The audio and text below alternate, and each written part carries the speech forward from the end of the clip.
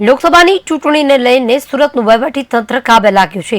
ચૂંટણી અધિકારી ઈવીએમ તેમજ વીવીપેટને સીલ કર્યા, ઉમેદવારોને હાજર રાખીને સીલ કરવામાં આવ્યા। બારડોલી લોકસભા બેઠકના મદદનીશ ચૂંટણી અધિકારીની કામગીરી સામે આવે છે।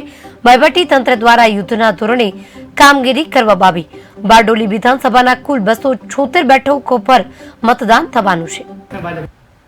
મદદનીશ ચૂંટણી અધિકારી 169 બારડોલી વિધાનસભા મત વિસ્તાર આપણે 23 બારડોલી લોકસભા મત વિસ્તારના અંતર્ગત બારડોલી વિધાનસભા મત વિસ્તારના અંદર 276 જેટલા બૂથ આવેલા છે, જેના માટે ગઈકાલે આપણને અલથાણ ખાતેના ડેડિકેટેડ વેરહાઉસથી 345 જેટલા ઈવીએમ સેટ, બીયુ અને સીયુ મળીને અને વીવીપેટના 372 રિઝર્વ સાથેના આપણને મળેલ છે, જે ગંગાધરા મુકામે વેરહાઉસમાં પોલીસ બંદોબસ્ત અંતર્ગત સીલ કરવામાં આવેલ છે।